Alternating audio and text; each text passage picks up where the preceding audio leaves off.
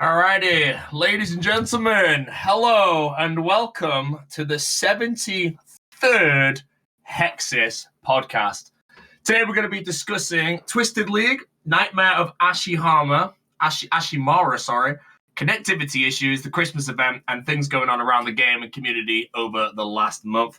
Thank you all very much for being here. I'd like to welcome my four guests. If any of you want to take the lead? All right. Yes. Thanks. Thank you for coming on. Appreciate you. So for those of you who are watching the podcast, you can check us out on YouTube, Twitch, Spotify, Google, Apple.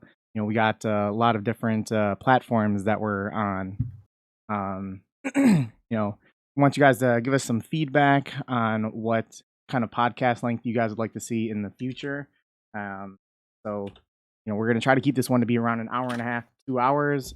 So, let's get into it. I'm Randalicious, and I'm the leader of Hexis. I'm Gleesac. I'm a general in Hexis. Hello there, my name is LordBlackout, and I have 57 construction. I'm Theikos. I'm a sergeant in Hexis. I'm B0aty. I am the general in Hexis's shadow. All right. Well, let's talk about the Twisted League. So the Twisted League's been out, and it's been going on for a little bit around a month. And what do you guys think about how the Twisted League has been going so far? What do you think about the scoring, the high scores, everything related to the Twisted League? Oh, I think it's brilliant. So I killed 10,000 shamans. I hit that last night. Thank you very much for me. I got 250 points for that. Really happy. I got 250 points for stealing a gem on the first day as well. That took me about 7 hours to actually achieve. So, oh wow. On a real, the scoring system, I think most people have already discussed this everywhere ever since it came out. I don't really know who ordered and put things in specific places, but the actual point scoring system is completely unbalanced, all over the place. I personally haven't done it. Just been skilling on my main account. Mostly my knowledge is just coming from watching other people's streams, doing some dev blog reading. It seems as though a lot of people are enjoying it and people are coming back from being burnt or whatnot just to play Twisted League. So I think it's a good thing overall. I just think they need to, tweak some balancing things as well. I haven't been following it all really, and I don't know anything about it, but I do appreciate Jagex giving some spotlight to a former major community. I think that the Twisted League is a fantastic idea. I mean, it's a brilliant business decision, first and foremost. And because of that, very good on them. But although the scoring may not be particularly balanced, you can kind of take this as a test run for what it is that they can do in the future. And I think that moving forward, they're going to be able to do a much better job with how they do it. But the idea of it is just brilliant. So I'm excited to see how it ends up finishing. But, with this, they have, these league trophies that they're going to be coming out with. And they got 4 possible options. And, if you scroll down on that page there, you get to see the trophies. And, with those trophies, I don't know. What do you guys think about about those league trophies that people get? Because I really like the the one with the dragon, arms around the cup. I think that trophy looks pretty good, and I don't know. I like the whole idea of everything Twisted League. They just need to work on. Yeah, did anyone actually did any of you play Twisted Leagues, or did you just stick to the main game? I've just been watching. I haven't played it. Yeah, am I the only one that actually played it? Yeah. What would you say about how your experience has been? Yeah, I was going to go into more detail if I'm the only one that actually played it. So for me, it was when it was initially announced, and that was Jagex's hype update of the year kind of thing, minus Song of the Elves. I had no hype for it. I really didn't care. When they announced it as RuneFest as the first release, I was I'm hoping that when it comes out, I'm going to try it just to give it a go in case it's got the original Deadman kind of vibe to it. And I had a bit of that for the first day or two. It was really addictive, would probably be the right word to use there. But I'm very happy I played it. Well, I'm still playing it now because I've got goals I still need to achieve on it, which I might not even achieve because they're all RNG based. So I can only play so many hours per day. But no, the actual game mode and how it like kind of changed RuneScape round. I haven't really logged back into the main game since I started on day of release. So I'm worried a bit about a potential burnout when I actually have like 5x experience going back down to like 1x experience. So the whole elevated experience rate of the game, and then obviously like the actual relics that I've got on the side to speed things up, and then obviously the path that I'm taking. I'm kind of playing the game a bit wrong because I feel you're supposed to be completing as many tasks as possible for the scoring system. Whereas me, I just want to go and complete some raids at some point later on. So maybe that's kind of like warping like my mindset to how I'm enjoying it. But no, I've had absolutely so much fun with it, and I'm still enjoying it now, like day 34, 35, I think. I think a lot of people have actually stepped away from it now, but I still have more to do. Have you planned out what your path has been? Or I changed my path. I was originally going to go for a max cave, and that 2277, that was it. But then I decided because over Christmas, I mean, someone maxed already, but over Christmas, I'm probably not going to play that much. So I didn't know if maxing in 2 months was possible with all the perks you could get, which obviously has been completely proven wrong. So I decided to change to a PVM route so I could just have fun in the time it's actually out there, rather than be grinding a max kit the whole time where I potentially don't even get it at the end because I just run out of time because I've just not played enough.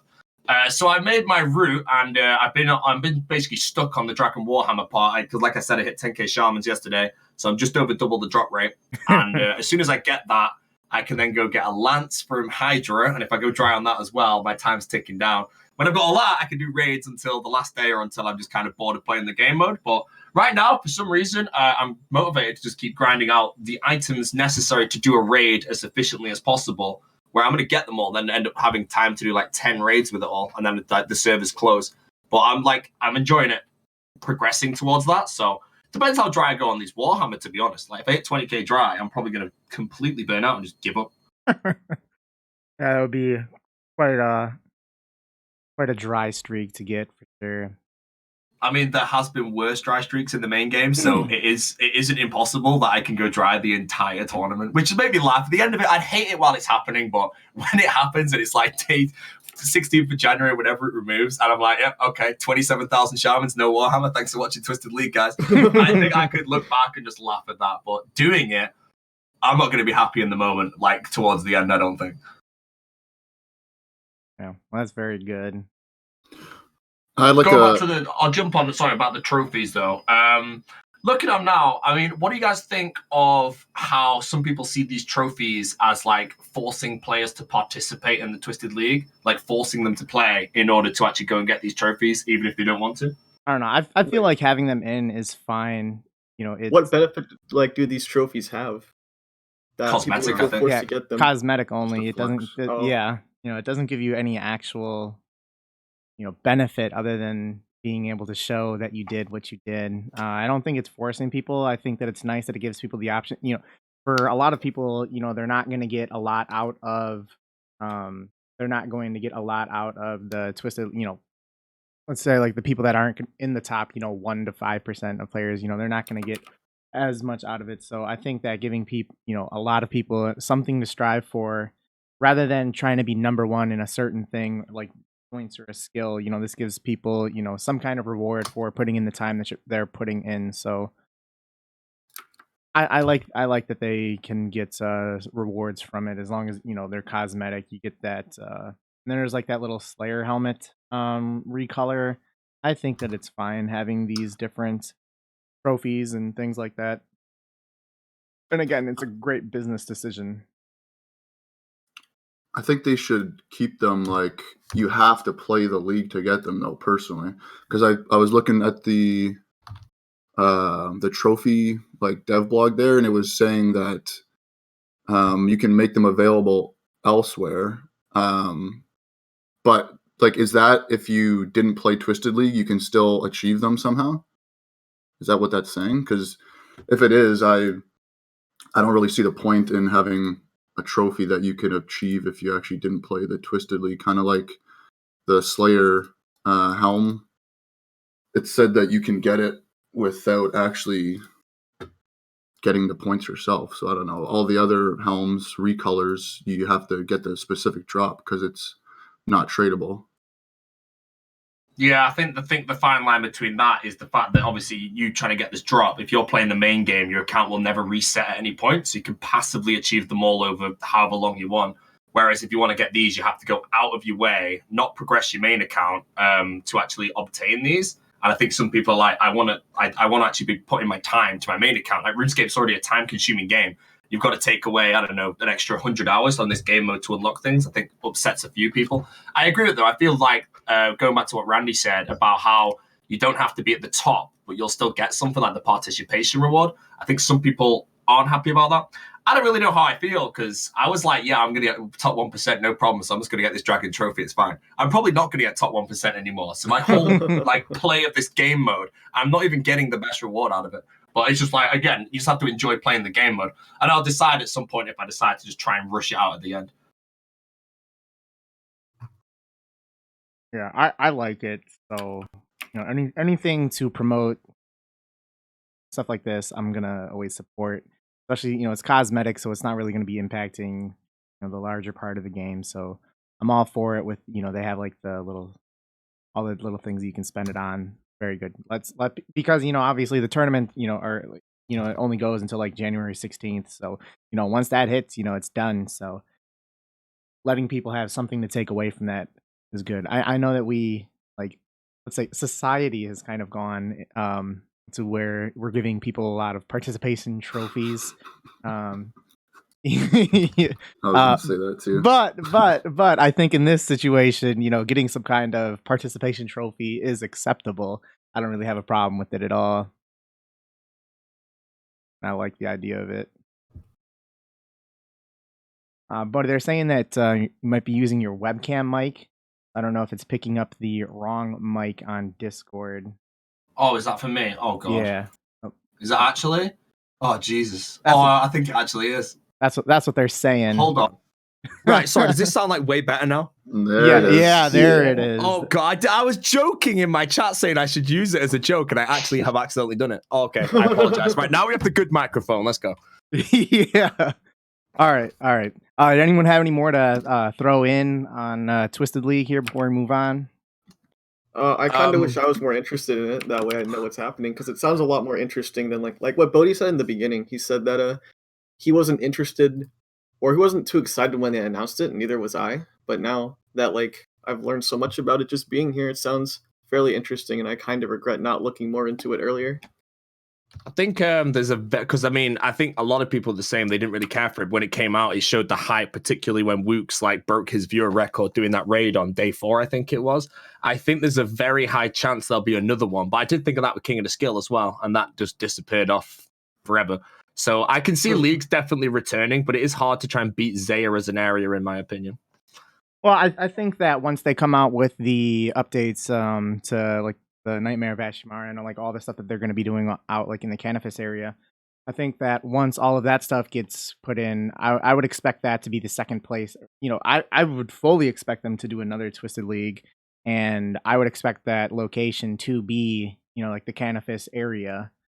So I don't know, and I think that would be a very good area. You got raids 2 over there, and I don't know if you can. What other content you'd be like, but I think that it gives you some goals to aim for in that area. Yeah, with Mauritania, I've thought about it a lot, because I think that's what everyone expects. I feel if you were to put 2,000 people in that area, it's going to just be so competitive and impossible to progress. And it's like with one that I was thinking about is Barrows, how they've capped the doors in Barrows now, so you can't stall them. I don't know if that's in the main game or just PvP worlds. I think it's just PvP worlds. But imagine those doors with 400 people doing Barrows on one of the 7 worlds or something. It takes so long to do a Barrows run. Well, maybe they could change the doors to on, for example, on Tutorial Island, they used, and it came from I think Deadman years ago, was that they'd have 300 people trying to run through the same door, and you'd have to spam click it, so you'd be taking turns going in and out of the door. I know that they have come out with mechanics on Tutorial Island that have allowed it to where if you click the door, you're going through no matter what. I don't know what it is exactly what they did on the coding for that, but maybe they could do something similar for barrows where you wouldn't run into that issue. Yeah, again, with Mauritania, I'm trying to work out if everyone started level 3, where do you train? Because the only place I can think of, like quickly off the top of my head, is, I guess, Crawling Hands if you start with 5 Slayer, but if you have cows and chickens, the undead ones, you can't really put 2,000 people in that place. Yeah, good point. What do you think would be if they were to come out with a different Twisted League, what area do you think would be best then? It should be 2005 Scape. Ooh, I'm down for that. I've been playing that for the past 8 months or something. I think that would be very interesting. Yeah, I thought, again, they were just trying to force us all to go to Zaya, but at the end of, playing it and being like a week in, we realized Zaya is actually probably the perfect place because it does have like access to kind of everything. If they did a Twisted League that was the whole of Galinor, it wouldn't really feel that special because obviously there's not really too much like area lock to it. So if it's like in a way where you can choose a starting area, then unlock more areas, you could split the game slightly, but there could be like a no-brainer first place to go. But you could obviously just build your own strategies, where if you just break every area of Galinor down to like Wilderness, then like Kandarin or something like that, or just Varrock as a town, people would choose their own for their own strategies, then unlock more through that. It could work, but I do think it's going to be tough to beat Zaya. Yeah. All right, let's move on. There was the game improvements poll blog, which went out, and on this, we got like infinite spices. You can drink and eat food with the bank interface open. There's some other interface changes and prayer rearrangement, some Dragonstone armor, and the poll booth has been changed to where like it's in your account management tab, so you don't even have to go to a poll booth anymore. Talk about ruining the old school feel.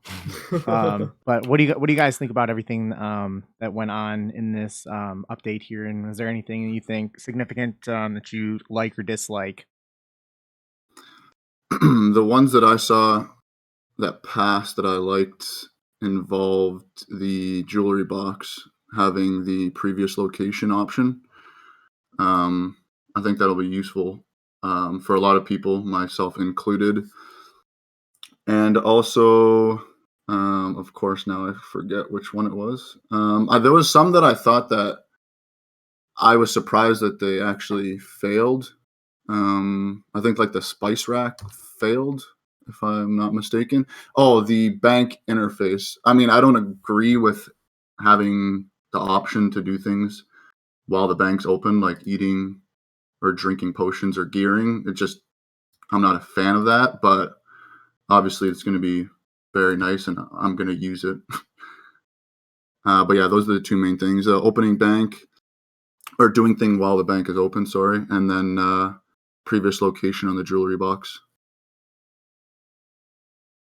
Actually, hold on. Sorry. My bad. I just thought of the open bag thing. That's actually very useful for a lot of people. I saw someone type it in the chat. Gem bag and coal bag seems like a massive help for everyone. Iron Man at Blast Furnace. Yeah. Just more generally speaking, I think there are many janky things, like how spices are handled in old school, that play an underrated role in what makes the soul of old school, at least the way I have experienced the game. So unless there's a really good reason why something should change, it probably shouldn't. The interface changes look nice just skimming over them, and the third or the C armor, whichever one that is, I think that one looks the best, and the A armor looks like it came out of RS3. Let's see. So I'm looking at that armor now, and let's see. The C one, I feel like it'd be difficult to see what's kind of going on with that. I would say that I probably like B or D the best of those armor options, but going up, some of the things that I really liked on that is the so like the graceful, allowing you to get past get some stuff if you don't have the full set. So making the energy restoration give partial, which is nice. The other thing that I dislike, though, I really don't like that they've made it to where you can. And I know that it sounds very negative, but I don't like that you can vote anywhere at any time. I know that sounds very nice and convenient, but I want my poll booth, as the main location for it. I mean, I understand it's streamline the process a lot better. There's gonna probably be a lot more people voting like this, but I was surprised that the one that I came up with, my old school feel. Wait, is this? Are you looking at the Dragonstone Armour here, or Yeah, is yeah. this the pot booth? Yeah, Well- I'm looking at the number A. Well, sorry, not number A. Geez, option A. That's horrible. Good God. If I don't know who's voting for that, but that is absolutely disgusting. I really don't like that. For me, I'd say I like the helmet on D a lot. So between B and D, I think it's kind of like the Tyrus helm sort of look, or like a heraldic helm. So I kind of like that. I've just skimmed through a few of these, and I've read a few of them. I'm not a fan of the Mage Training Arena interface. I think that's a mobile friendly thing, but that interface for Mage Training Arena, I've known that since like the day that update came out. So I just like it for some reason. The other one doesn't look too good. Other than that, a lot of this just does look like it could have been in the game since the day of release of some of these things. So some of them seem quite harmless. Others, though, I don't really know. I think, again, going to the spices one, it is. I mean, I've done my fair share of like 70 boosts and not getting my +5, but that +5 boost for some skills is very powerful, particularly for Iron Man. If you play Iron Man, you've probably done a +5 boost at some point for maybe like a jewelry piece or to plant like a tree. Construction really useful for as well. Oh, the +5? Yeah. Yeah, because you +5, you need that crystal sword, you get like the pools early, don't you? So Yeah. almost everyone's probably like dealt with these at some point. So I don't really know how it would be if you could have like almost a borderline permanent like +5 if you had the spices or an infinite amount. But obviously if you have to collect them and stick it into one, that's not too bad. So I think most of these are semi-harmless to add. Again, when it comes down to quality of life things, I always like think about it because again, I'm playing with 0 quality of life on one of my accounts, so it's a bit of a nightmare to play. But it just permanently has that old school feel that I've been used to for like so many years. I'm not too afraid of change, but if I go down to these Fremenic sea boots, like I look at those and I'm so used to the first ones, but the second ones just make more sense to me. Like if they came in and like that on day one, nobody would complain. But they have that now nostalgia to it. I hate the change of nostalgia. But I think, no, most of this I'm neutral on. Yeah, they had a couple good ones in there. I like the looting bag, the jewelry interface. And let's see, Crystal Pick one was good. And the Maiden Fix was a long time coming. I know some people that have been doing TOB have been waiting for that for like over a year. I think the only one that I would say I dislike is the Beginner Clue one. But yeah, for the most part, pretty good. Yeah, I liked a lot of what they did. So now let's move on to the Nightmare of Ashimara blog. So there's a lot to talk about on here, but let's first talk about the Inquisitors Armor set and things. So it's set to be the highest crush accuracy, and what do you guys think about this set and mace stat wise, and like what do you think about how it visually looks? Just give me your whole opinion on this. Inquisitor's Armor. So the set looks alright. I don't think it's anything like special, but I feel like the boss will be weak to crush because Jagex has like a pattern of like for raids 1, the T-bow drop is good against Dome, and for TOB, Scythe is good against Versic. So I feel like the mace will be pretty useful. Hopefully the set will too. But yeah, it doesn't look anything special.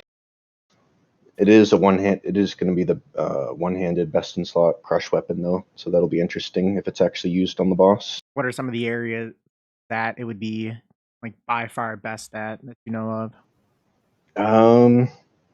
I think really only Ashiyama if it's weak to crush. Maybe because Elder Maul and Bludgeon are higher crush bonus, but they're two-handed, and you don't really use crush weapons in a lot of places besides Tecton and Vedion, but Vedion is the wieldy weapon. So it'll be interesting to see if it's useful.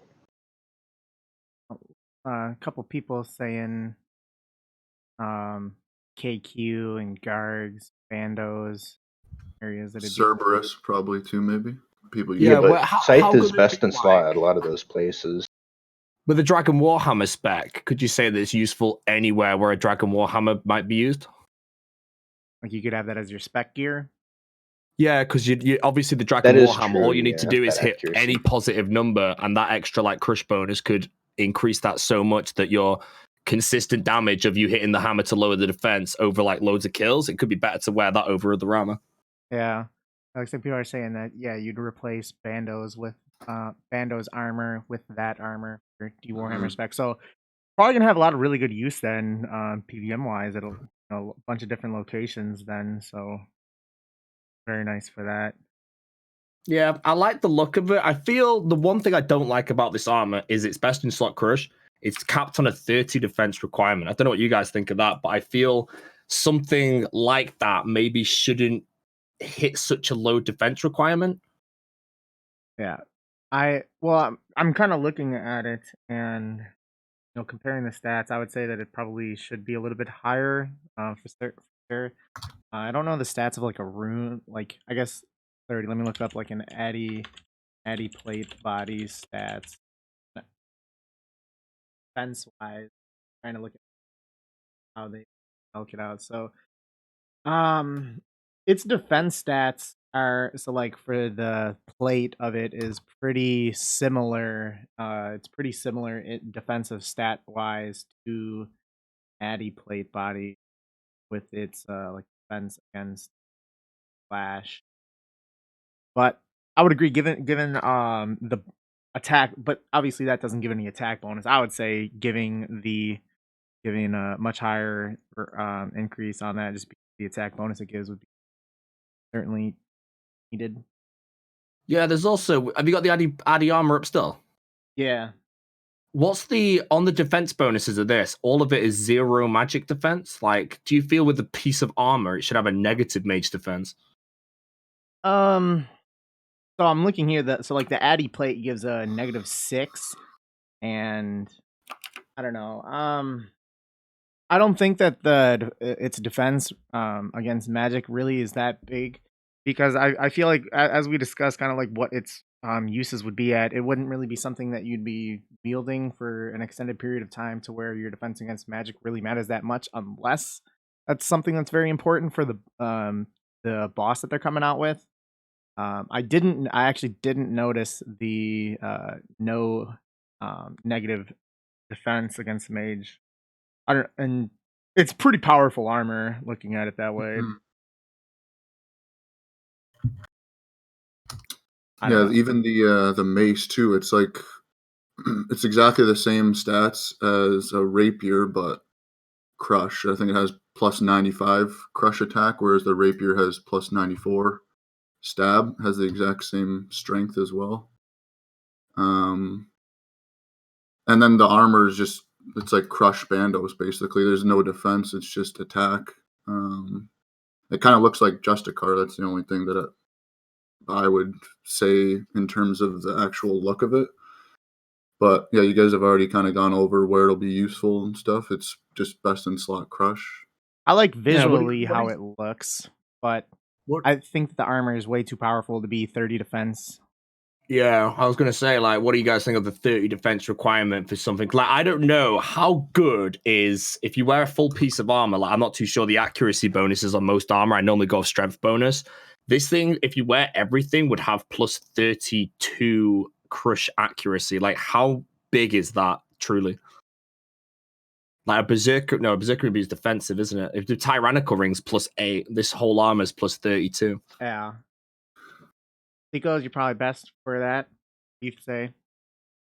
I'm not sure. It depends where you use it. But like you guys mentioned before, if you were to use it, I feel like it would just be briefly as like a switch for hammer specs.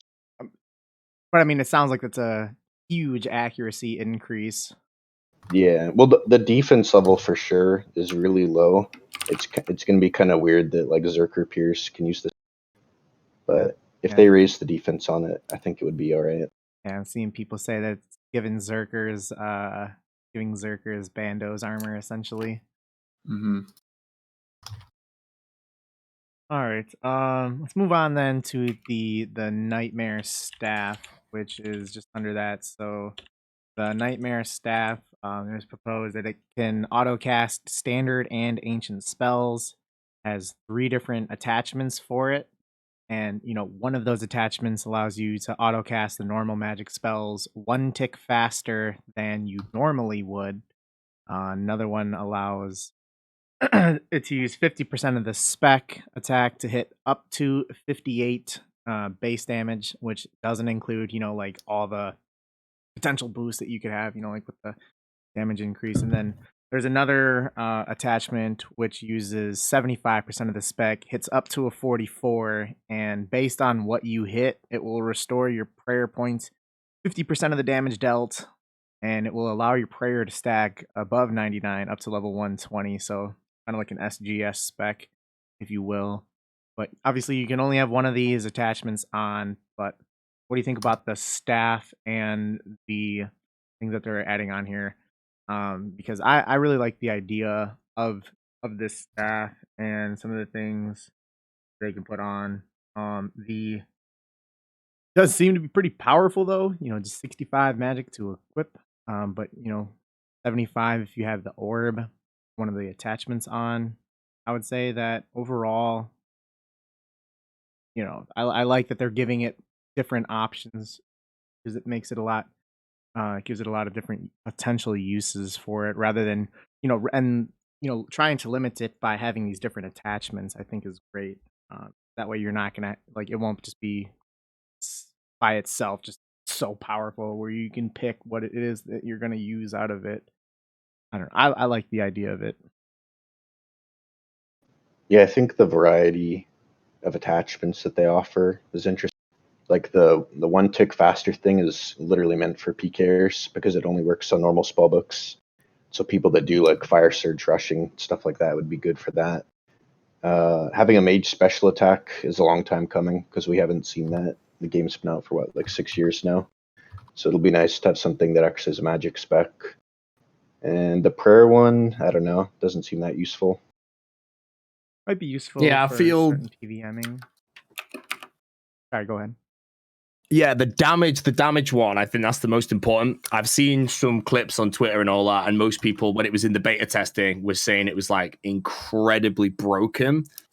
But it's like you said, the whole game, the only magic special attack I think we ever got in a way was the Staff of the Dead, which was defensive. So this is the first like offensive one, and it's a big offensive one here. It just really is like working out how powerful will this actually be in the game when it releases. Is it going to get nerfed immediately? Because I think if it comes in now from what was tested, nobody's really happy with it. So if you take that to PKing, one thing that I think is kind of broken in PKing right now is nobody dies. Nobody dies. So if you add this staff in, people will start dying left and right, I think, because it would be so much harder to like deal with how many of like strong weapons you could be attacked with. Obviously, it could do the complete opposite. And if everyone starts dying a lot, I don't know. I mean, the PKing community obviously right now is quite small. Is this, I can't speak on behalf of them, but is this staff a super powerful damage staff that prevents people like camping prey melee? Is it a good thing that you can just die that easily now? Because I think it would be, because people would actually start dying again in the wilderness, which would be good to see. As for the autocast one, with 1 tick early, I feel it just kind of makes it into a trident. So I don't think it's that mandatory or anything. I don't think it's too powerful. I don't know if it'd be like a best in slot anywhere if you combined it with like a tome or something, because it could be good at Ulm at that point maybe, because it'd be a no, it wouldn't. It would still be 5 tick though. Oh no, it does. Yeah, so you could take that to Ulm with Fire Surge, couldn't you? Which could be better than the trident for like a speed run maybe.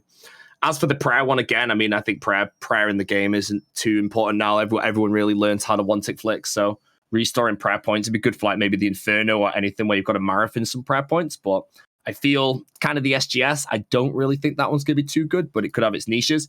I think it's the damage one will be where the money is. Yeah, I do like that it allows you to stack your prayer up to 120.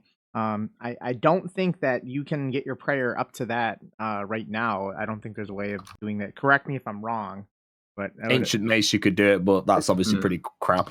Ah, okay. I thought you could only get up to 110 with that. So, okay, all right. I have a it might have a prayer cap actually, but that's the only thing I think that could boost your prayer above 99, except for like the altar in the monastery. Oh, okay. They're saying that the ancient mace can get you up to 138. Yikes. All right. Oh, okay. All right. Well, then shit. Maybe they should have done something similar. All right. Yeah, seeing that now, that attachment is going to be pretty crap. Does the staff do anything by itself? I haven't looked into it too much. Or do you need attachments for it to do shit? It looks like it just has the ability to auto-cast standard and ancient spells. 65 magic is just vanilla, I think. Gotcha. All right, so let's go to move on to the Sirians Tome. So this one, pretty controversial. So it has a 4% mage damage increase offhand weapon, which would be best in slot, and it did pass the poll. A couple days after passing, the mods put out a post that they will not be adding this item to the game, and they pretty much just they felt for the integrity of the game that it should not be added, so it will not be added even though it passed the poll. What do you guys think about that? I think that they were surprised about the number of things that passed because there is such a variety of rewards coming out from Ashy. But I think it would have been a good addition, and it's kind of weird that they didn't add it even though it passed. Maybe it would have been better as like a arcane add-on to not devalue the arcane. But yeah, I think they were just surprised how many things passed, so that's their reasoning. Yeah, I feel an offhand damage bonus for magic is or does have a space in the game. I think a lot of people were saying that it would speed Slayer up by quite a lot. But the main thing I saw about this was everyone obviously arguing the Mage's Book versus the Arcane to actually make this thing. I'm wondering like how it works where you could just do a combination of all three. Like you have your Mage's Book, you can add your Sirians Tome and get some sort of offhand that's decent, but then you can also add an Arcane to it, and then obviously add the ability to like break down any Arcane Spirit Shield an Iron Man could potentially have to get their sigil back to obviously upgrade to this potential best in slot. Because I think in a way, the Arcane Spirit Shield itself doesn't really have many places it's actually that good in the game. Because again, it comes down to like, obviously this is like DPS game now, like defense bonus isn't too important. But I wonder how it would work if you had an item in the game that was a Mage's Book, add a Sirians Tome, and then on top of that, you could also add an Arcane Sigil and just make it like a permanent best in slot mage offhand. Like there's nothing you could really add to the game that would be better than that. But then it just depends how strong is this item going to be, because it's going to cost a fortune. Mage's Book will hold value. The Arcane could go all over, and then obviously the new item, we've no idea.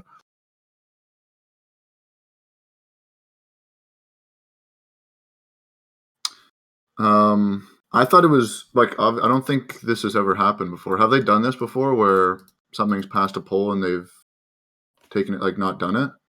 Yes, the real boys will remember the Minigame Rewards shop, which passed a poll in 2014, and we're still waiting on the Minigame Rewards shop. It's in the backlog. Yeah. But that was more so due to lack of content, not like a deliberate, intentional. We are not adding this, and like a knee jerk, and perhaps knee jerk isn't the right word to use, but an immediate, swift response saying that although this passed, we're not going to add it. I don't remember anything like this. Yeah, I know, like was said earlier, they weren't expecting so many things to pass. I think it also had to do with that incident, I guess, on Twitter where people were mentioning that I think it was geared towards Iron Men rather than having to camp the Arcane Sigil for like a 1 in 1k drop, that this would help them have a better option so they don't have to get an Arcane. I don't know like how true that is or whatnot, but I personally wasn't a fan of this coming in, and I prefer the Arcane to be best in slot for Mage. I would see more of like the staff being a thing rather than the tome. I'd prefer like a mage staff, like a KO weapon to be in the game over an offhand mage. Because, like we've said, we don't really have a mage weapon that can KO someone in the game. I think it's very interesting that they decided to not add this. So the post that they made when they talked about the decision, saying that it's not going to be added. I appreciate that they had a very long, well thought out post where they talked about the reasons why adding it. And they did a phenomenal job at explaining why it's not being added, and that I think is very important. I think that they should take more. I'd be, we've talked about before about the polling system, and I'd be totally fine if we moved completely away from that. And I like to see that they're making decisions like this to not add something like the average players don't always know what's best for the game. Mods don't always either, but I'm glad that they were able to identify this as something that shouldn't be added and addressed it as something to not add. I think they did a phenomenal job getting right at it right away, addressing it, and the way in which they conveyed their message was good. So full support on the way in which they. I don't know almost anything about the PvM or PvP meta or how OP this tome would be, but I'm glad the mods had the gumption and foresight to risk upsetting the community over something they realize they believe should not have been pulled in the first place. Yeah, I agree. All right, Oh, hold up. I want to answer this one, Randy. My bad. Go. No, I mean like the next question. Oh, your name was crossed off. Yeah. I was just about to uncross it. Okay. All right, so we're moving on to the next topic. Something that was added recently is the boss high scores. They were finally added. So, what do you guys think about the boss high scores page? About it being finally added. Do you think that the way that the high scores are now are a complete mess and need to be completely redesigned?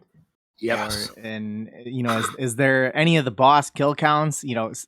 Maybe one guy has 400,000 kills of like. Is there anything that surprises you about like who has the most of any kind of kill counts or anything? What do you guys think? I just opened up this boss high scores for the first time, and I'm on the RuneScape high scores right now, and I'm scrolling above the top where it's high scores, Iron Man, Ultimate Iron Man, blah blah blah. I'm like, where the hell's the bosses?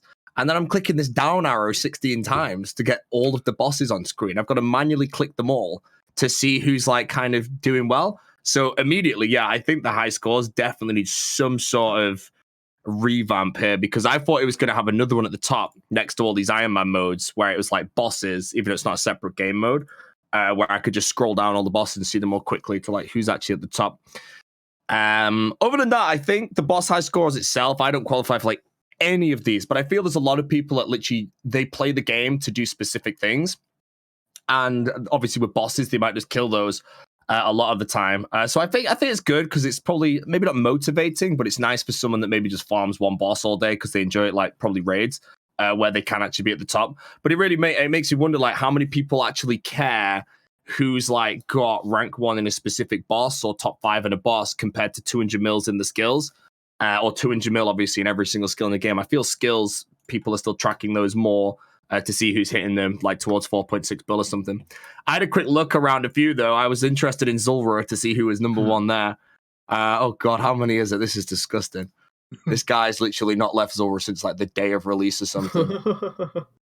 121,792 Zulrahs this guy's killed. That is... Whew, I don't want to... He's probably not even got any money because I bet he staked it all. Like, there's a guy that just killed Zulrah, staked it and lost it and then repeated for like 3 years of his life. And then at the end of the 3 years had the same gold he had 3 years ago. And as long as he enjoyed it, that's good. But then I checked Obor as well. I was curious. There's a guy in free-to-play. He's rank 1 in both of the free-to-play bosses. B0aty and Obor, this Tanadino dude, has 2,000 Obor kills and 1,100 B0aty kills. That guy's in free-to-play, so I'm wondering how long that actually takes with like a Rune Simi or something. Oh my gosh. I just went to the high scores page and wow. You gotta break your finger scroll wheeling. This is not good. This is not optimal. Break it down for me.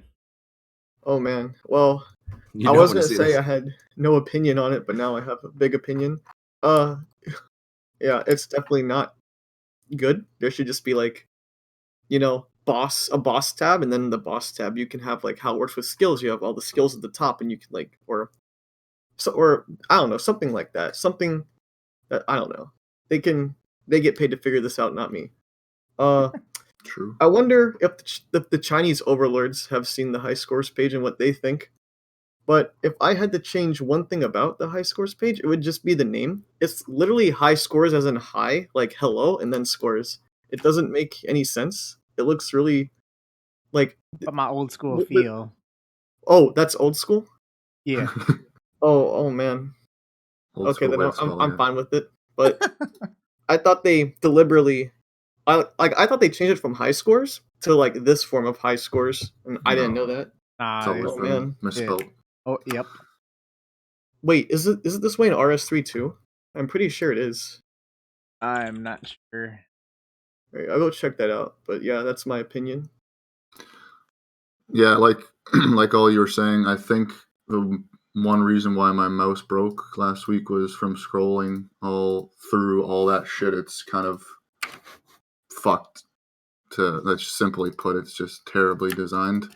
I also don't know if it has anything to do with why high scores page in general stopped working. Like when I log off, like trying to find like resetting CML, or it just seems the high score page is all messed up now because of the inclusion of the boss high scores. I don't know if it has anything to do with that or if it's just weird timing. And the funny, like I saw the Zulrah page and some guy had 130,000. He was rank 1 and then he got banned because they figured he was botting. So that was funny seeing he was rank 1, then he got yoinked off the Rest in peace. rank 1 spot. It's also interesting because a couple of my buddies who PVM have said, like, now I understand why you go for 200 mils. And because they saw themselves like rank 18 Hydra, for example, or whatever. And they kind of got a little bit of the understanding as to why certain people go for 200 mil ranks. So I think it's cool. Yeah. More on that next topic. Yeah, I think overall it was a really good update. Long time coming. The interface points you guys brought up are pretty accurate. Like the scrolling is a bit unnecessary. I don't know how they would necessarily fix it. Maybe like a tab to switch over to boss high scores so you don't have to scroll. But yeah, like Dan was saying, it's interesting to have ranks now for PVM because a lot of the ranks for XP are taken. But for PVM, it's basically if you want rank 1, you can get it. And just an infinite amount. I wonder if it caps the page at a certain kill. I don't think Probably it does based on the Zulrah cases. It doesn't look like. Is the Zulrah KC the most KC of any boss? I didn't check all I like believe 35 so, yeah. bosses, but I think so. Must be. okay. I think that this is really great to add. The idea of it is fantastic. The execution of it has been abysmal so far. So like if you go on your personal high scores page, you know, everyone go do that. Like go to your personal high scores page. You'll see all of your stats. And then if you scroll down, you'll see clue scrolls if you've done any. And I already didn't like that was added down and on there. And then now you'll see for every single boss, you'll see these, 30, 40 bosses that are now added onto your page. And it's more than doubled the length of the high scores page. And I just don't like how it is added on there. And if you also look, it's listed under so they initially had it as like a mini game category where they listed, like your scrolls and like your last man standing points and stuff like that. But now like, that's not the case. Like the bosses are listed under the mini game section, which is just factually incorrect. And I love that this data is available. I think that there is a lot of work to be done to get it to be presentable for us to view, because I love the idea of this being available, like getting to see what ranks people are in certain things, like even myself, like getting certain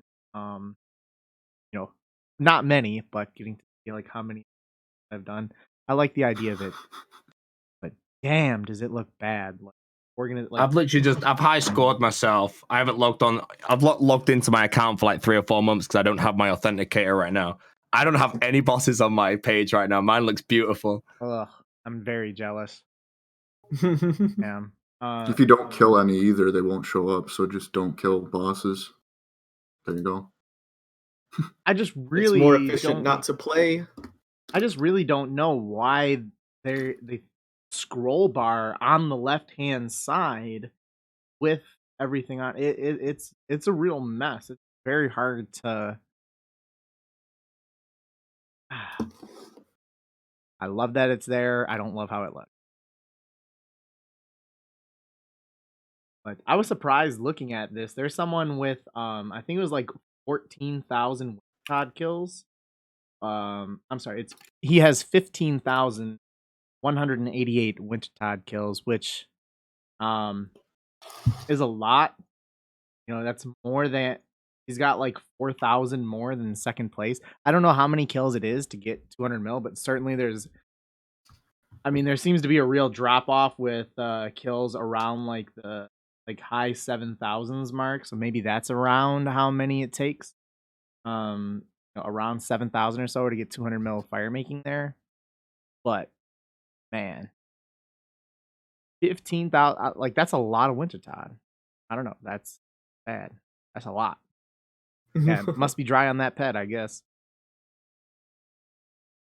So what kind of impact do you think that these boss high scores will have on competitive PVM, if any? So, like efficient hours boss. I think that that's been added on, or they're working on getting that added on to ML. I'm not. I think that that's a work in progress, or it has been. Yeah, as like Dan was talking about his friend saying, like, now I understand why you guys go for 200 mils. I think that it's a really, another like excellent business decision where people are going to play longer, they're going to play more. So, therefore more membership money, more bond money. It's they've been doing an excellent job with business decisions lately, and I think that this will have a pretty good impact on people moving forward. Yeah, especially since, XP's capped off. Does not appear that there's any cap on kills. So if you want the rank 1, fire kills, you can get it. So yeah, I was going to say that with the PVM high scores, I feel with the boss high scores, because these are quite new, I feel more people care about the 200 mils in the skills. Like most people would be like, well, some people would have been following like who was going to be the first to hit it when the game first released. And then now, obviously, it's now following who's hitting 4.6 billion because we have 3 people with 4.6 right now. But the boss high scores, there is no, like you said, there is no cap. So if you actually want to get rank 1 in something at some point, you can like start now and commit, I don't know how long you can, but you can never get rank 1 in a skill in the game ever again at this point, unless I think everyone gets banned above you. In a boss, you can actually get rank 1 at some point in the near future if you generally wanted to commit that long to killing a boss. Personally, but like, I mean, if you get rank 1, I look at these boss kill counts and I don't really care about the rank 1 for a boss personally. I care more for the skills. But it does open up the ability where if somebody actually wants to achieve like single figures in something and they might already be close, they can commit time to doing it. Yeah, I think the potential for getting rank 1 will interest some people a lot more than that.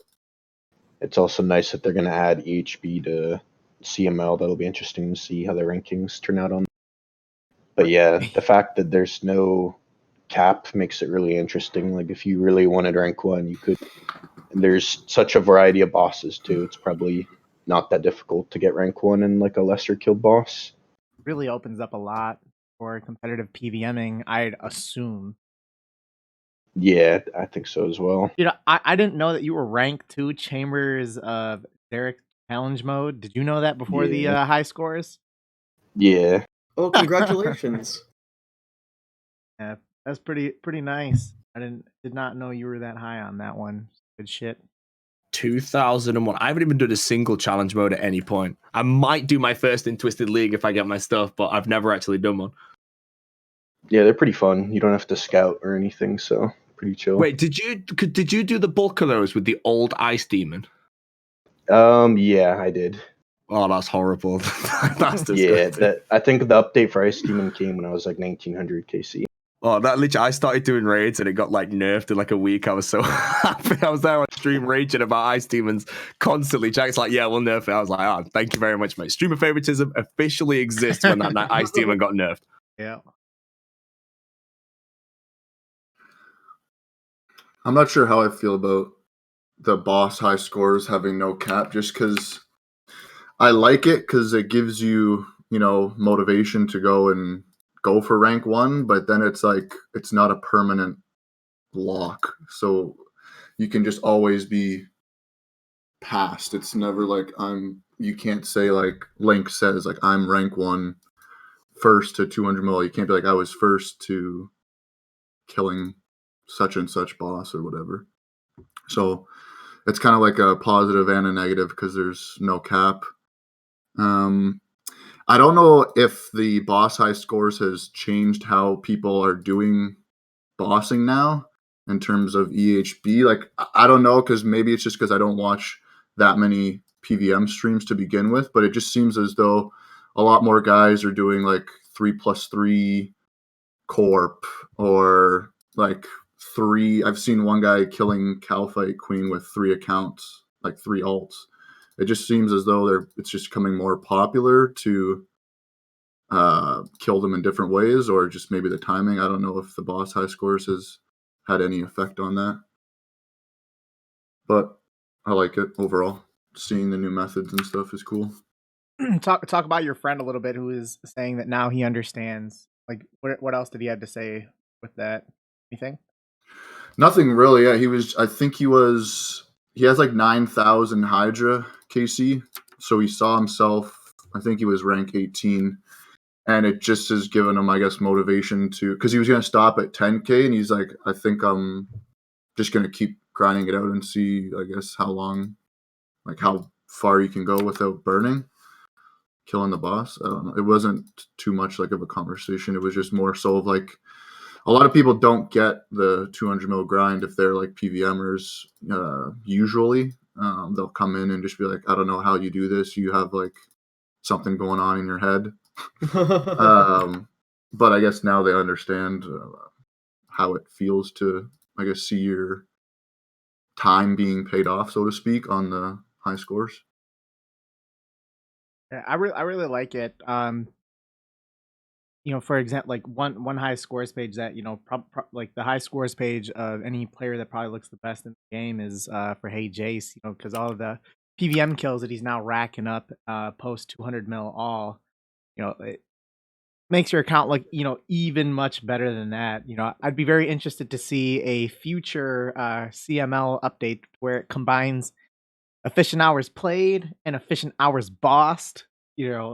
Get some get some kind of combination of that. That would be. There you go. That's a $1 million idea, Dalton. Go ahead, take it. It's gonna slow the website down even more. Yeah, but I really love the idea of the boss high scores. I would say like it makes me more likely to do anything post 200 mil all. So I think that's a very good idea. All right. So they came out with a post that there has been a lot of connectivity issues, where they addressed the issues that the players have been having over the last couple of weeks, and they talked about how they were aware of it, and they're working on trying to get that to. Hold on. There's actually a server maintenance announcement earlier today. Geez. Looks like I imagine that it's probably going to be in regards to the announcements that they've been having, but on the connectivity issues post, they talked about how they're aware of the issues and that they're working on getting it taken care of and everything. And they provided up-to-date updates on what was going on with this. So how did those connectivity issues impact you, if at all? Well, I got lucky on this one. It was over the weekend when I wasn't actually here. So I got hit a bit with it, I think, for like 2 days before I actually left. So I had a very small burnout because I couldn't kill shamans. on Twisted League, and because I was just disconnecting and I didn't really want to do anything else. Like whenever I get to a point on RuneScape where there's one thing I want to do, but I can't do it because, let's say, of a connection issue, I burn out so quick. I just can't be bothered playing the game until the connections get done. So I just logged out for the day. And then I went on holiday and I get back and the service was fixed the day I got back. So that was really lucky timing for me. So I missed all of that one right there. Connectivity issues, though, they've happened many times in the past on RuneScape. And I do feel that Jagex do always fix them. Eventually, it will happen. Because we went through hell with it back when it's back when my first hardcore died to a disconnection. They fixed it the day I died or the day after I died, which kind of upset me a bit. But I guess you can't get lucky all the time. You were a martyr. Yeah, I went down. They fixed it the next day. It was fine. But we've had the problems before. They do fix the service for a while, and I'd like to say it does actually fix the service for a longer period of time than they're actually like quite scuffed. So I'd say that when they do fix this, if they haven't already, because I've seen some people disconnecting, but I've not DC'd, I don't think, since I got back. So they'll fix it, and then I do believe eventually in the future they're going to start going to crap again, and then eventually they'll fix it. So it's kind of a cycle we go through. It's more worrying if they ever hit a point where they can't actually fix whatever's causing the connection issue, and the game just lags permanently. Like that, genuinely, I don't think it can happen, but that genuinely worries me because I just don't know how I'd play the game. Personally, I only had it was weird actually. I was on all of my alts on RuneLite, but my main account wouldn't work on RuneLite for like 6 hours one day. But like the client would load and everything, but walking around I would just constantly DC, and then someone told me to open up the vanilla clients, and I did, and it worked perfectly fine. Didn't lag at all. So yeah, 491 Homeworld was good for me the whole time when people were complaining. A lot of people were complaining about mobile. I don't know if mobile got hit more than, I guess, if you were on your PC or whatnot. But yeah, personally, I wasn't really affected by it. Just that one day where it was just simply switching over to the vanilla client instead of RuneLite. Yeah, I noticed some lag a couple days ago. It was kind of but like someone just mentioned before, they usually fix it fairly quickly. But yeah, it is kind of annoying when it does come because it usually lasts for like the day at least. But yeah, it's nothing unexpected. I thought it was pretty bad. So not this last Sunday, but the Sunday before that, I was trying to do some agility, and I was getting like 45k an hour at Arty while trying to like actually play due to how bad the connection issues were. So it was getting to be very frustrating. There was a lot of issues on mobile, so I had to get my phone replaced, and I got it back now. But for like while those servers were really bad, I had to use a backup iPhone during that period of time, and there was a lot of it. Like you could not connect for multiple days to mobile on iOS devices. So there ended up being like a roundabout way that came out a couple days later on how you'd be able to get around that, which was like loading up the like manually selecting, so like going on like Chrome or Safari or whatever and going to like the RuneScape homepage and then manually selecting a German or Australian or I think it was German or Australian world, and selecting your world that way because like an American world wouldn't load up, a UK world wouldn't load up. So you had to like do some roundabout stuff just to be able to get it to come up on mobiles, and you know that was directly linked to the issues that we were having. I haven't had any issues in the last week, but that was incredibly frustrating. Well, to make a long story short, after one great year off, the stars aligned, and so I'm back to playing for at least 2 weeks. So I thought it'd be fun to honor our savior Autumn Elegy and hit up the quarry mine this morning bright and early. But lo and behold, I'm trying to learn the rhythm and like all the things you need to learn in order to do the granite efficiently. But then whoops, sorry, you gotta start over because of all the connection issue, which was very at first I didn't even notice. like some of the lag, just because I didn't know if So I you're was having doing it right or lag right not. now. You're having lag right now while you're playing.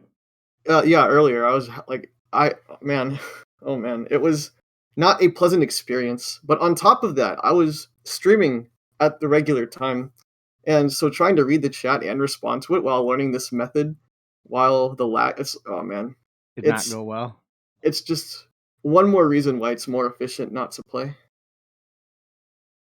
All right, so the Christmas event is currently out, and with that, I did the Christmas event. But I want to talk about if you guys have done it, what do you guys think about this year's Christmas event?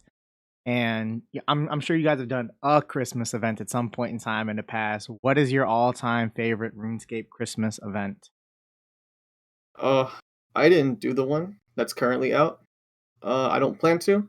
I don't remember any of the past ones, but I am curious to know the answer to this question, especially how you guys think the current one is, because I haven't heard about it.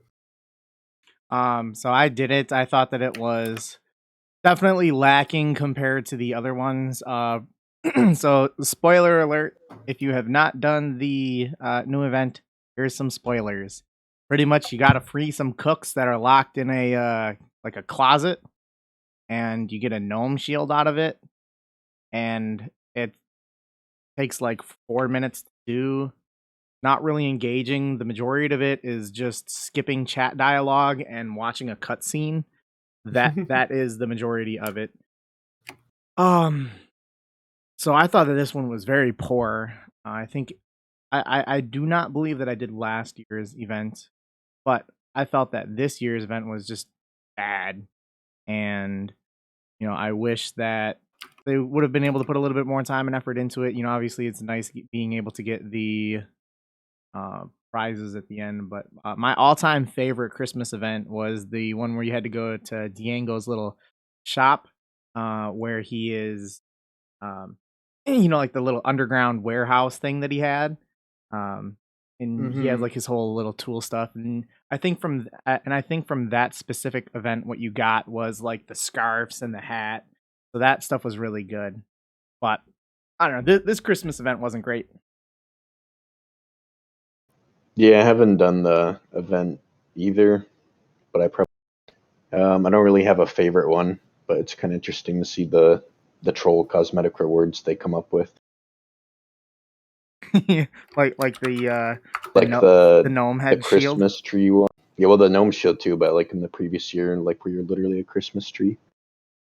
So random. Yeah. All right, so there's over the last month. Oh, sorry, can I jump in quickly? I deleted my name for that because I didn't do the event. Can we have a 5-second talk about that gnome shield?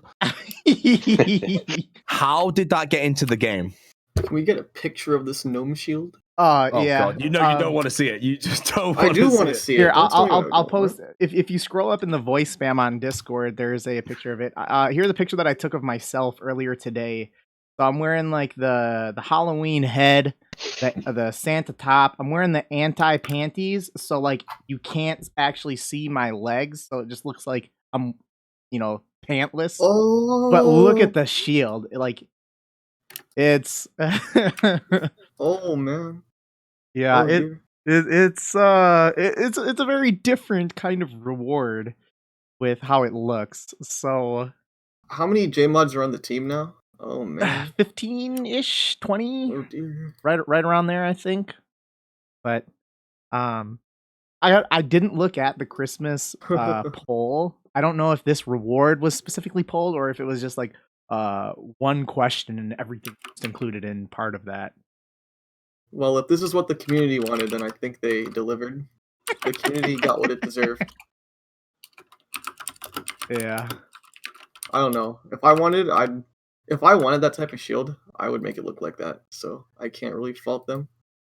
It's pretty good at being pretty bad. Like exactly. It is truly impressive how bad. Like,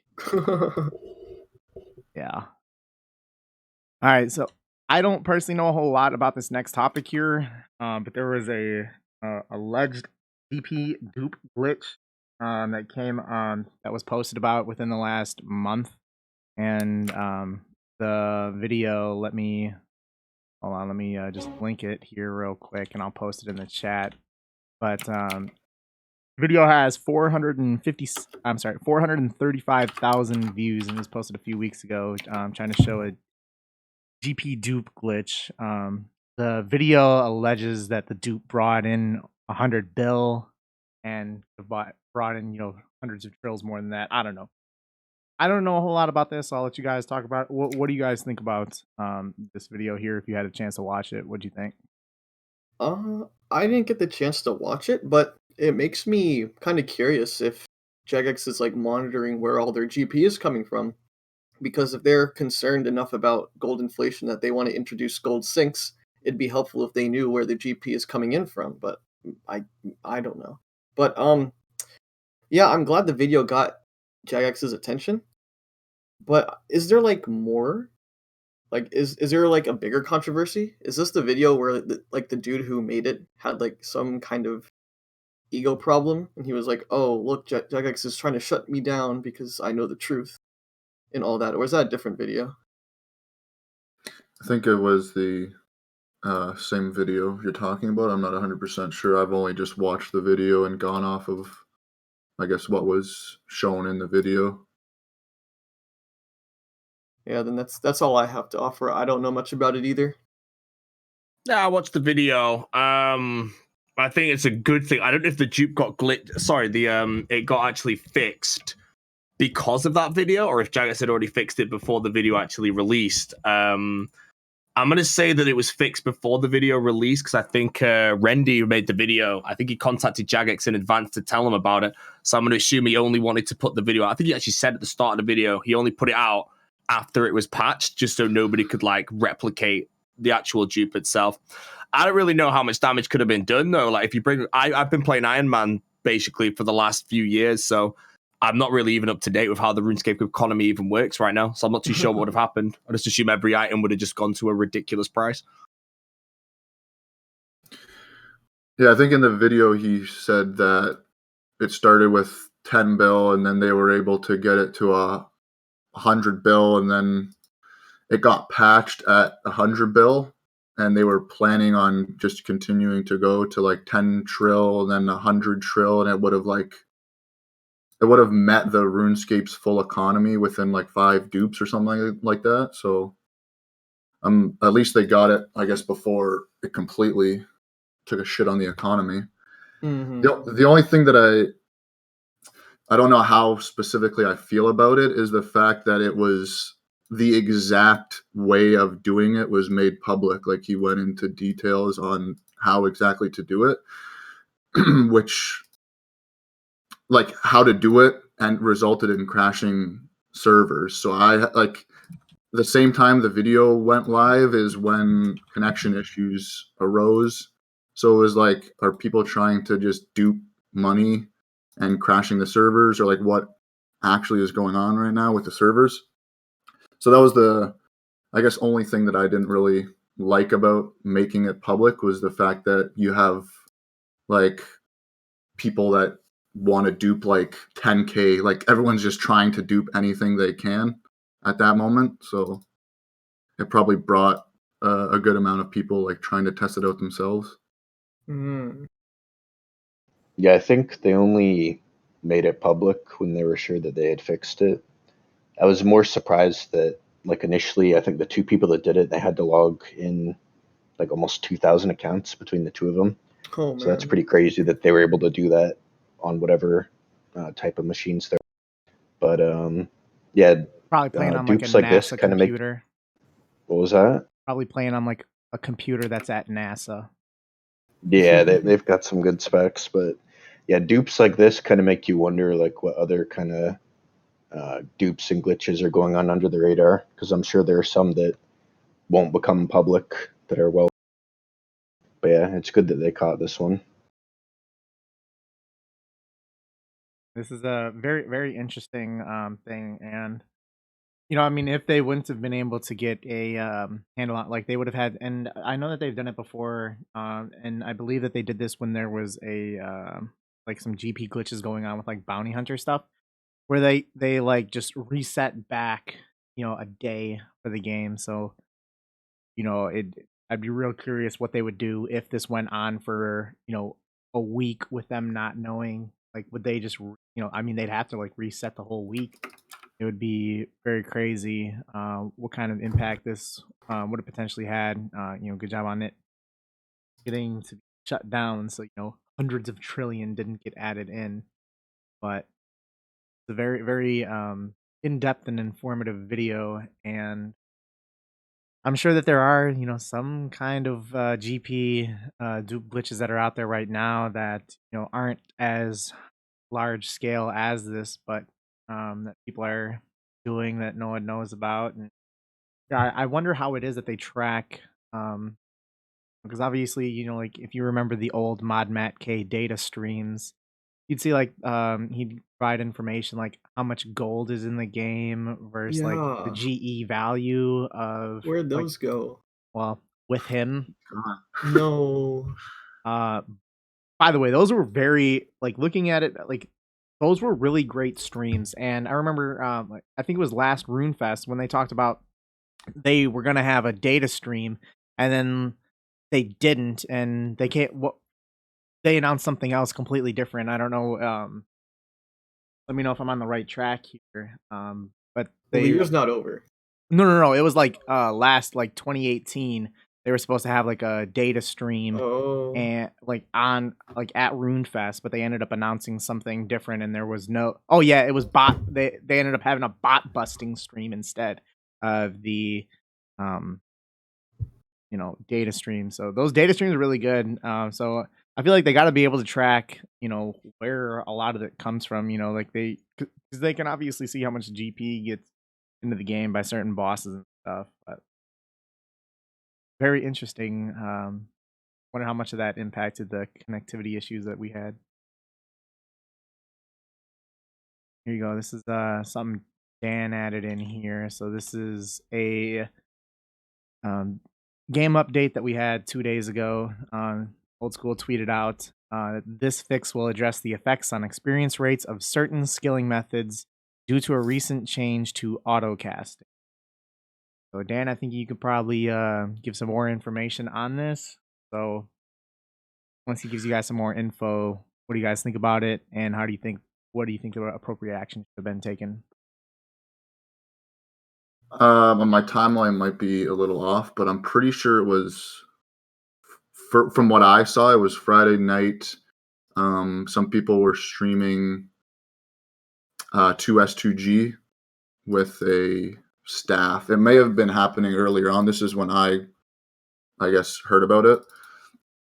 They have the staff set to autocast and had someone attacking them in PvP. Then they would just click on the person before the actual spell went out. They would click back onto the rock. So there was a 1 tick delay because it was set to autocast. So it allowed them to gather just XP quicker. It was in mining as well as fishing. I only did it in fishing. So then on Monday, I guess when they got back into the office, they did like a server maintenance or game update and took that out of the game. And I'm not really sure as to, I guess because their reason was that it wasn't an intended thing when they put in the autocasting. They didn't intentionally make it so that you could tick manipulate, I guess, as more than you could. I found it a little odd just because you can tick me up with other bugs that are in the game, like herb tar. But that's more so stuff that had already been in the game. Right. So this, I think the main thing was because this was new, then they could take it out. I mean, it was the same rates, if not a little more. I don't know about mining. Like I said, I only did fishing. It was like 150, 160k an hour at Fishing Guild, whereas Piscarilius is like 140k. So it was definitely a good boost. Sorry, say that again. At Zaya, it was 140k an hour, like regular 2-ticking with the rats. Okay. With the new method at the Fishing Guild, because you have the invisible +7 boost as well as you can Admiral Pie. So you could get like 150 to 160k an hour. I don't know like how long term that was though, because there was a whole like people can just go and attack your man. You could also kill the man by auto casting and like messing up. There was just a whole like variable that what could go wrong during it. But essentially, yeah, it was just a 10 to 20k buff, and it got taken out. I wasn't going to use it anyways, so I don't mind it being taken out. I guess it just because they introduced it and it wasn't like a long-term bug in the game, that's why they took it out. So I'm okay with that personally.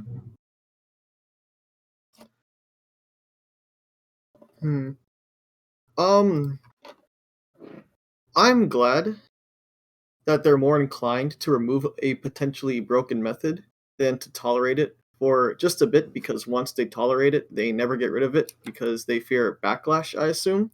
ZMI. So whatever Jagex wants to do to prevent another Artie Knight method from being discovered, I'm down for. I don't know. So I understand that their reasoning behind it is that it was an unintentional thing due to an update that they made, and something like that being so silly, being something that would increase your XP per hour by like 10, 20k. And I mean, we're on like a 10% increase in XP per hour for some skills, and that's pretty significant. I'd say that them making the change to disallow it was good.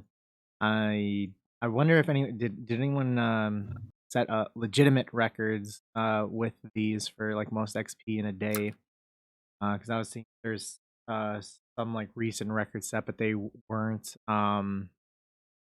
they do not appear to be like legitimate, so it'd be curious to see if there was any legitimate records that were set with the methods that were out for those couple days there. There's the whole more effort versus more reward, but something like this that's unintended added like that, I think it's fine that they took it out.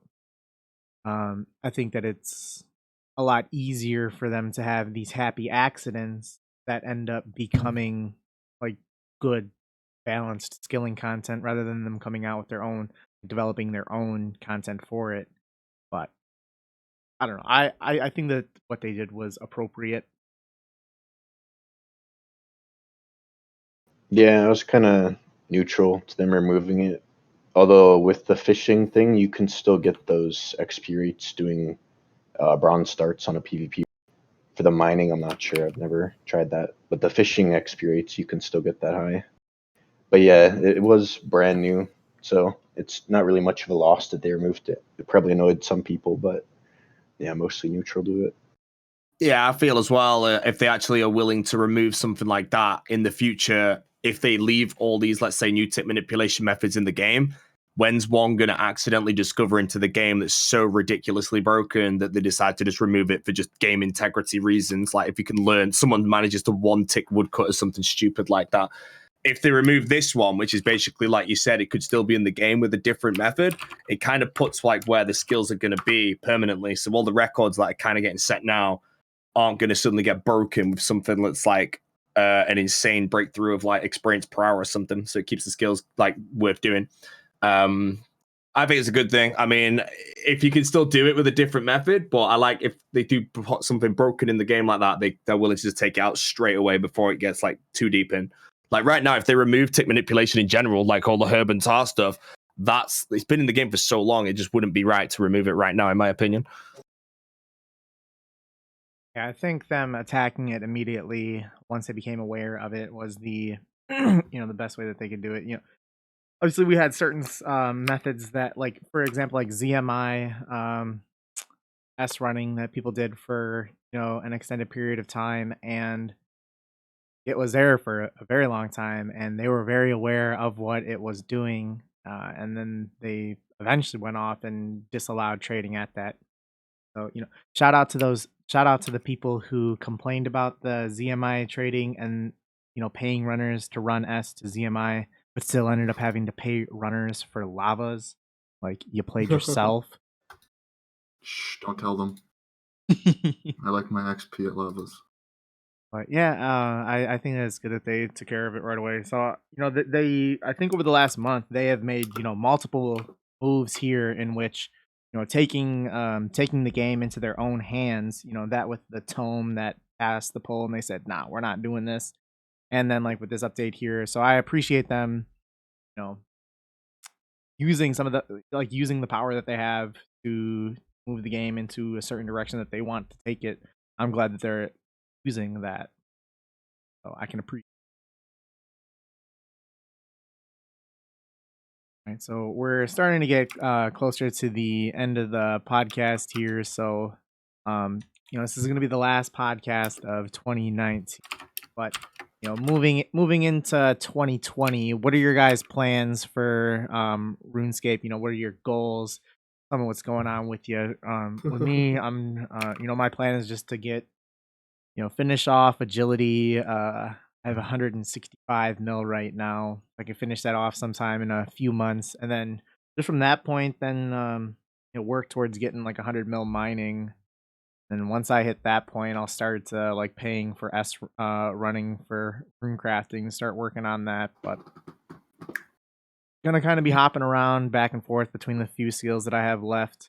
Hopefully I can get so like this year I did not meet my goal. I wanted to get a 2k EHP year, which looks like I'm gonna fall a little short of that. I'm gonna have like a little bit over 1900. I think that next year if I can try to get close to around 2k, I'll be happy with that. But and then I guess another goal just to be more consistent and active with posting out content. I plan to run out this bond my friend generously donated to me, and also stream RuneScape quite a bit for the 2 weeks it's active, and see if it's worth going to keep playing, or if I'll just go on another hiatus because no one ever quits RuneScape except RS3. Yeah, for me, oh, sorry, it's not me. I'm fourth. Sorry, go on. No, that's all right. Yeah, I'm probably just gonna get the 2 pets remaining, and then after that, I'll go back to XP on my main. Probably court boost people as well. What are the 2 you got left? Rift Guardian and Nibbler. Okay. And then I'll just be able to AFK XP on my main after that, so that'll be nice. Got a specific skill you're looking at? Probably Redwood, since it's super AFK and I can court boost people on alts while doing. Yeah, I think for me, 2020. So this year I actually upgraded my internet connection because the last 2 hardcores the last 2 I had, I died really prematurely on. But the 2 before that both went down to disconnections. One Jagex side, one my side, which is like 3.5k hours combined between the 2 that was just gone. So now I'm on another one, and this one I don't really want to die the same way. So I decided to upgrade my internet. It doesn't disconnect at all, really. I've got over 1,000 hours of uptime, so I should hopefully be able to take that to the late game. And maybe actually get to see some of the high-end PVM. I've not done high-end PVM properly in so long because I die on my hardcore, like right as I'm about to get there, I die and lose the ability to do it because I just don't want to do it on a regular round. So hopefully we take this hardcore late game, or I'm going to die in control on it. And if that happens, at least I can say it was a good run. And then I really don't know what I'm going to do after that. If I die on a hardcore, I don't know what I'll do next on the game. 2020, I'm going to stop 195 mil agility, then finish that off with fishing. I don't know if that'll be accomplished in 2020 though, but 195 mil agility, drop like 10 bill into RC, get like 100 mil RC XP, finish off 200 mil fletching, 200 mil construction, and 200 mil prayer. Big. That's about it. Lots of XP to come. Very nice.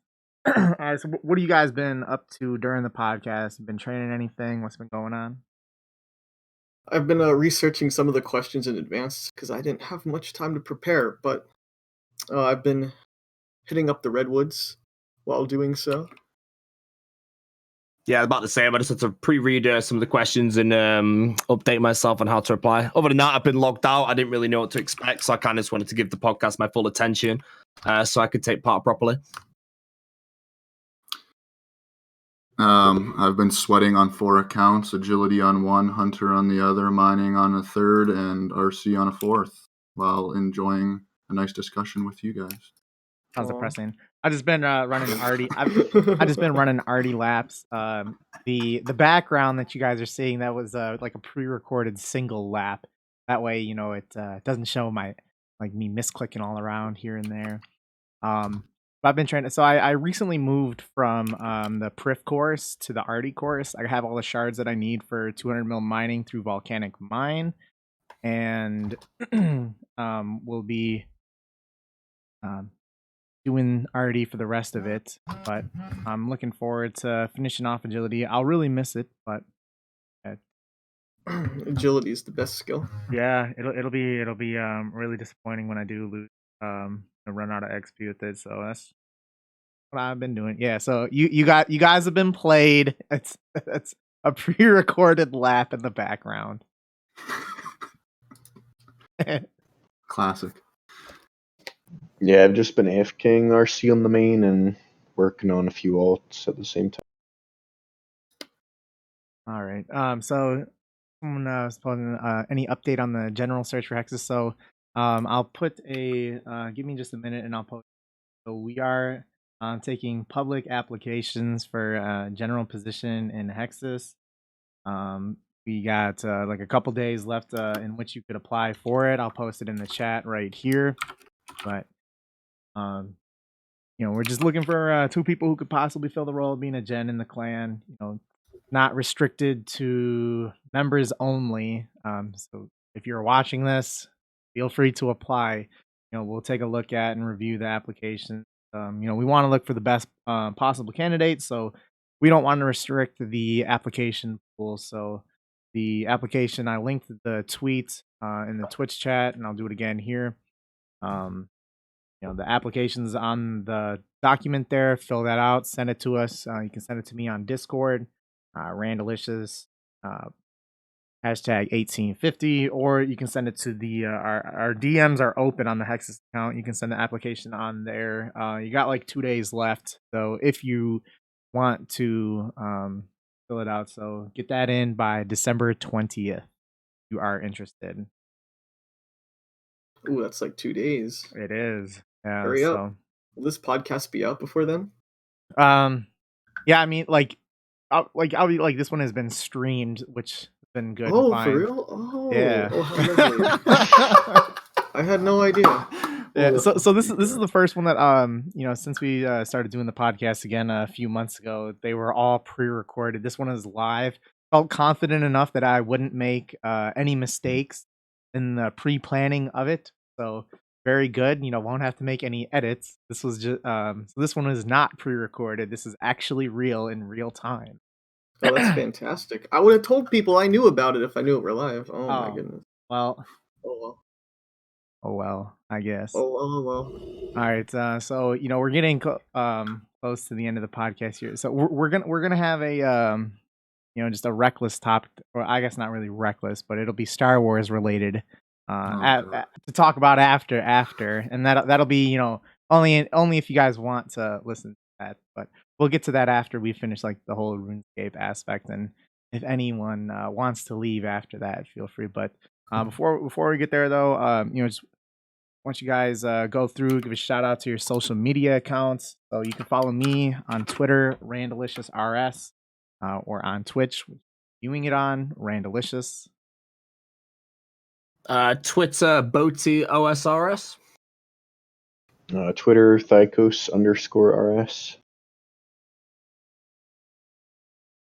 _RS. Twitch, LRD, then Blackout. LRD Blackout.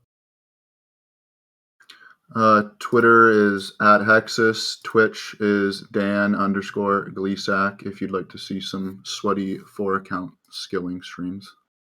All right, so going back to the last podcast, I know that I had a in the middle of that, we talked about giving away a prize to someone commenting on it. So to the YouTube account CYN you have won that prize. Send me a message on YouTube, and we can, I'll get you that bond. So I've got in here, if you guys want to submit a topic for the next podcast, I'll put a post in the chat here. I'll be tweeting about it over the next couple weeks. I mean, our next podcast is not going to be until like early to mid-January. I want you guys to enjoy your holidays, however it is you celebrate. If you don't, then hey, try to stay warm at least. So been real great. Hey, Bo, do you like Star Wars at all? I'm probably not going to watch this one. Movie wise, like I didn't really go and watch anything recently except for Joker, which I wanted to watch again, but I didn't get around to it. But I mean, I've not even seen The Irishman yet, and I was looking forward to that since the trailer first dropped. So the Star Wars movie, I'm going to say it's not really top of my priority, so I don't think I'll be seeing that in any cinema anytime soon.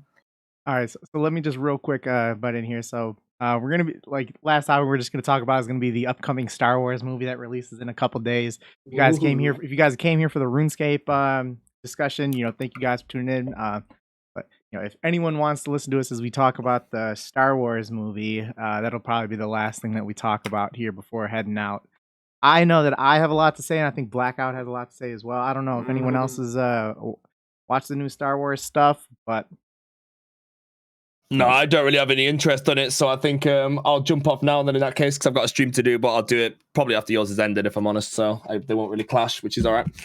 All right. Well, hey, I really appreciate having you on, having you on for the 73rd Hexis podcast. Thank you very much for having me, though. I appreciate it. A real blessing. Appreciate it.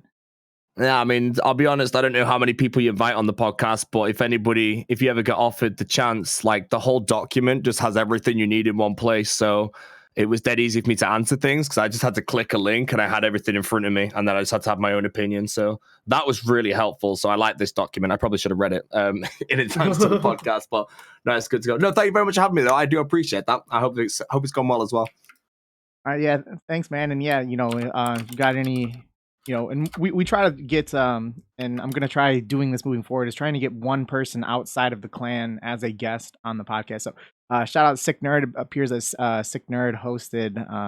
Want to get him, but one of the original Hexis podcast hosts. Would be great to have him on one of them here next year. So yeah, the podcast real good. Appreciate you coming on. Yep, no worries at all. Cheers for that. Thank you very much, guys. All right. Bye. See ya. Thank you. All right. So who has an opinion on the new Star Wars movie here? I have an opinion. All right. Give it to me. Oh, like the new one, the one coming out in 2 days, or just the whole trilogy? It can be the new trilogy, if you want. Let's just get into Star Wars. I'll just talk about the new one for now. We can talk about the others later. The new one, I am excited for the fallout of this movie. I've seen that the critics' scores are in, and it's fairly mixed, the review. I don't know the spoilers, so don't worry, I won't leak anything. Expectations, I'm going in with no expectations whatsoever. None at all, that way I won't be disappointed. Well, I guess you can always be disappointed even with no expectations. But, that's probably the best way to go in. I've heard people said, like, if you hate the new trilogy and you go into it, you're going to hate the movie. But if you don't really have an opinion or you like it... Well, actually, they said, if you liked The Last Jedi, you will probably not like this movie, because apparently there's, like, a lot of backtracking of The Last Jedi. I would say that the first two movies that came out in this trilogy have been the two worst movies that I have ever seen in my entire life. The first one was very, very bad. There's a lot of really good videos out there in which they'll talk for like 3 hours about this 2-hour movie, about how bad the movie was, making great point after great point about how flawed it is. I really did not like it. And then the second one of these movies came out, and it somehow was far worse than the first one. I was so upset in the theater. Did you walk out?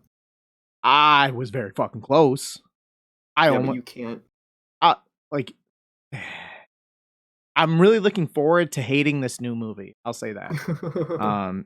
You know, like when I was, the part, and I mean, hey, the last movie came out a couple years ago. If you guys get spoiled on the previous movies, I apologize. But on the last your movie where Finn is about to go kamikaze to save, Oh my gosh. like, first, I think he is a terrible character. I think that would have been an okay ending to his character, though.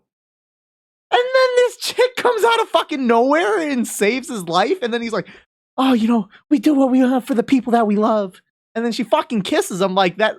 Like that came out of fucking nowhere. Like horrible. Like I screamed in the back of the theater. I had this dad that's sitting in front of me, and he fucking looked at like he has his little kid with him. He looks back at me disgusted, not at what he saw, but what I'm saying in the back. I was furious. I bet my blood pressure went through the fucking roof. Such a terrible movie. Did you notice how the not AT-ATs didn't blast them, and Finn was able to carry her all the way back to the base? Man, unharmed? it was they have been, and God bless the Mandalorian for giving. Hey man, no one hates Star Wars more than Star Wars fans, and Amen. I'm glad that they're starting to move in the right direction by getting away from that. We got the Obi-Wan. No spoilers now. Got the Obi-Wan movie coming out. The continuation of Star Wars: The Clone Wars. But yeah, man, this new movie I think is gonna be terrible. I will probably see it in theaters, and I will probably be very upset with it. And it'll probably ruin my day. I am going into this expecting it to be one of the 3 worst movies that I've ever seen in my life, up there with previous 2 being the other 2 of this series. It's just so fucking bad. Are you culturally obligated to see this movie? I would probably say, for me, yes. Yeah. Got a couple guys at work that are going, but I have to work like that night that they're going, so I'm not going to be able to go. But yeah, I mean, well, I can tell you about it. comes out, within the next 48 hours. Probably going to be pretty terrible. Also, like, Carrie Fisher died 2 movies ago. How is she still in this one? Like, what are they doing with that? Yeah, You'll have to go and see. I also, like, going back to the previous movie, I really, really, really hated, like when Kylo Ren, like, he's thinking like, oh, should I blast this thing and kill my mom? Yes or no? And then he doesn't even get to make that choice himself, and it just fucking happens. That would have been a good death for Leia. But she then just fucking Mary Poppins her way back to the ship. Some of the worst crap I've ever seen. I really don't like the Star Wars stuff that they've been doing with like this. If they could have just avoided these 2 movies, I would think so highly of everything that they would have done. I liked Rogue One, and I liked the Han Solo movie. God bless Emilia Clarke too, by the way.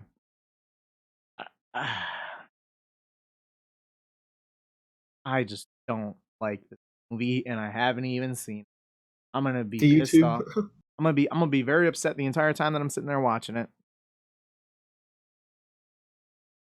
Oh man, I see. I'm the only other person not muted, so I guess it's just between us. But that's fine.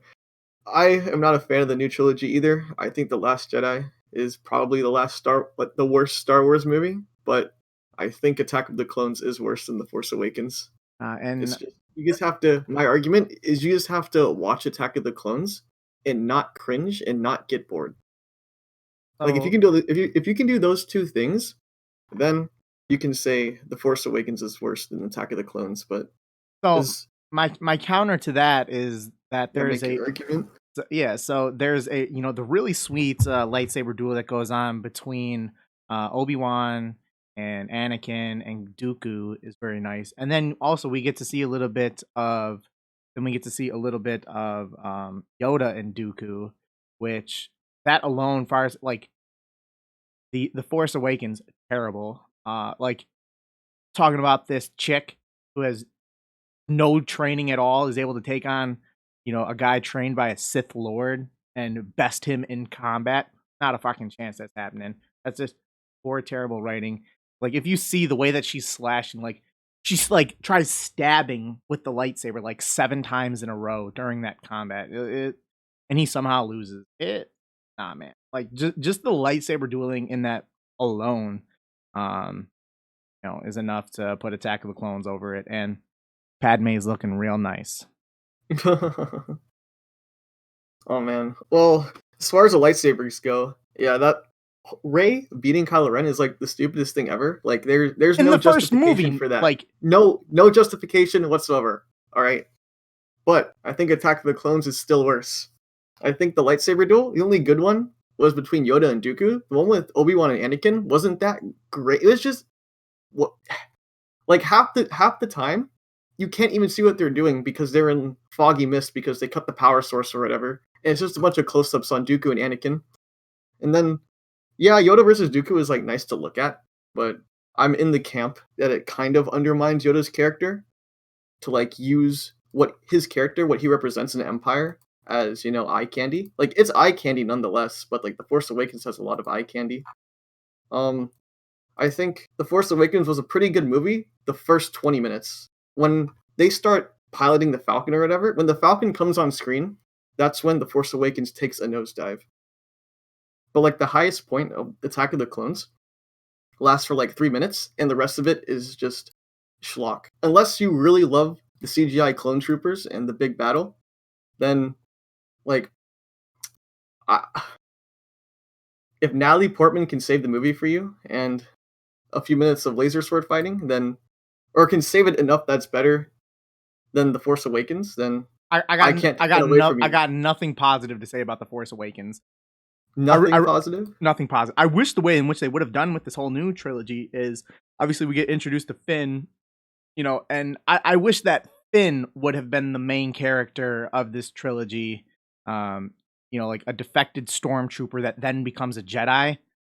Yeah, that'd be cool. That's way better than a random orphan on a desert planet that is somehow what?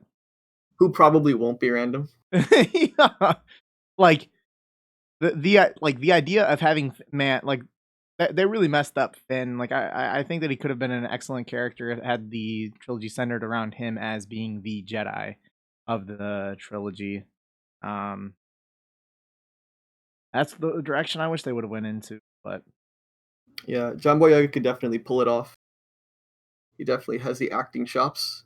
Do you have any like major predictions for what's going to happen in this new movie?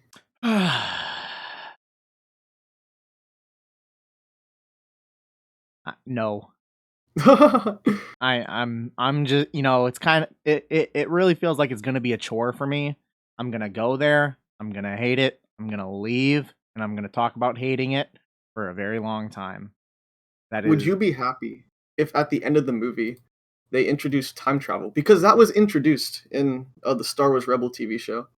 And then Rey undid basically the events of everything post Return of the Jedi. Would that make you happy? Would you be happy? I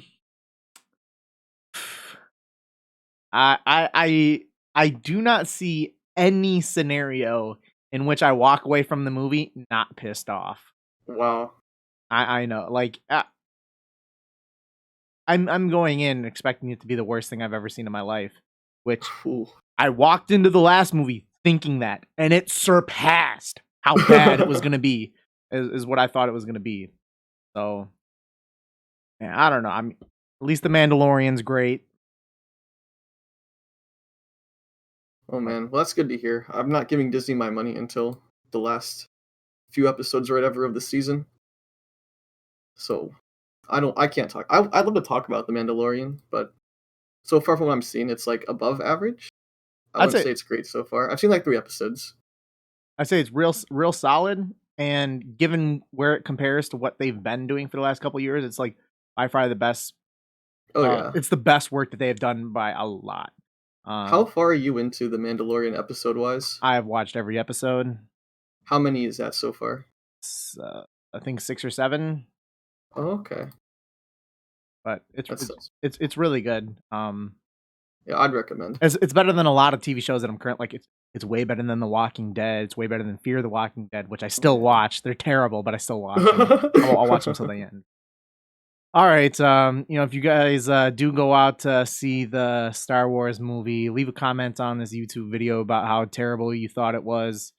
I hope you guys need to have talk about it next podcast. Yeah. we'll see, but I want to thank you guys all for tuning in. Thank you, Sick Nerd, for hosting. Thank you, B0aty, for coming on. Sick Nerd, hope to get you on a podcast next year.